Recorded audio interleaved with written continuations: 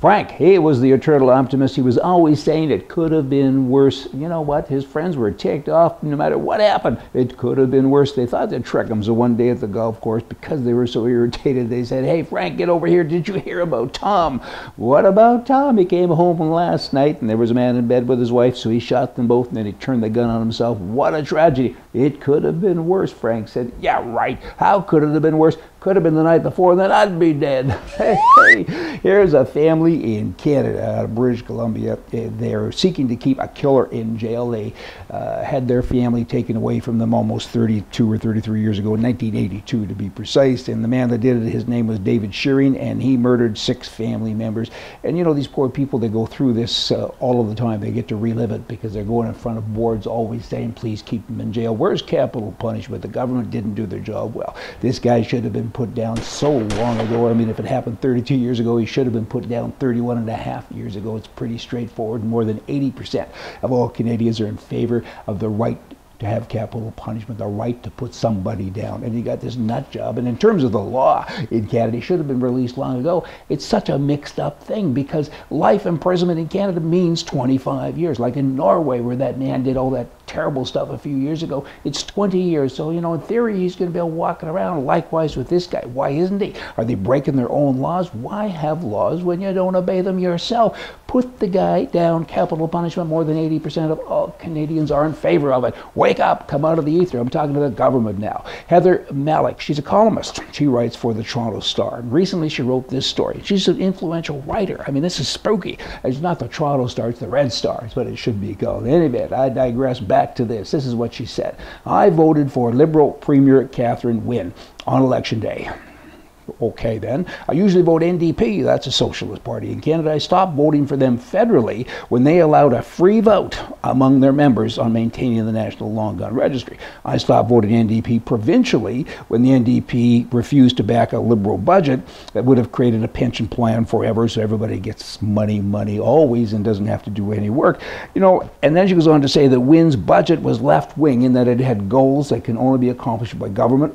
"The job of government is to be visionary, to plan for the future. The private sector can't do that." This is a very dangerous person walking around. I mean, they do walk among us. I mean, think about everything that I just said that she said. Doesn't make any kind of sense. The spooky part is, though, she believes it. She's educated. She's an intellectual. She's an academic.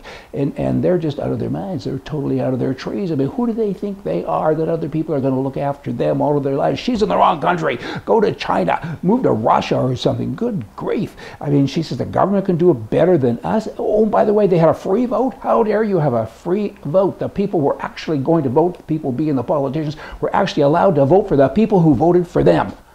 Wow. And she said, "That's not right, so I'll never vote for you again." You know, why don't you just go away, disappear, go drink something bad, East Texas, there's a city there called Pittsburgh.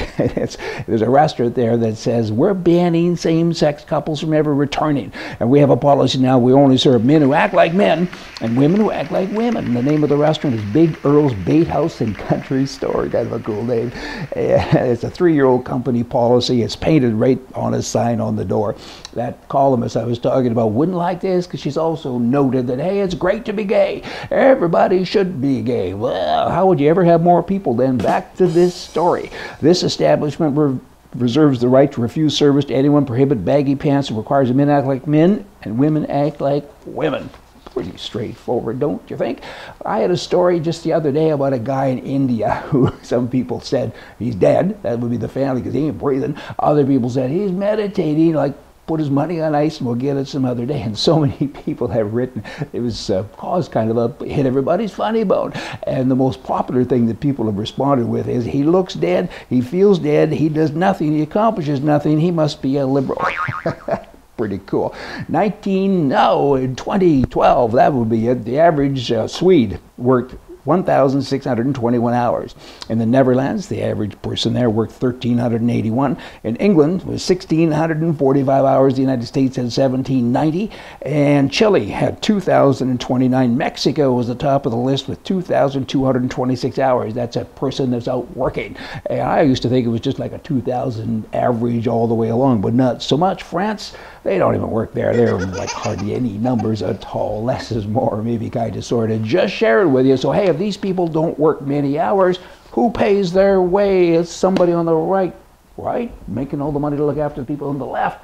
All right, back to the columnist. Good grief, y'all come back tomorrow, and I'm going to have more information for you from the right. See ya.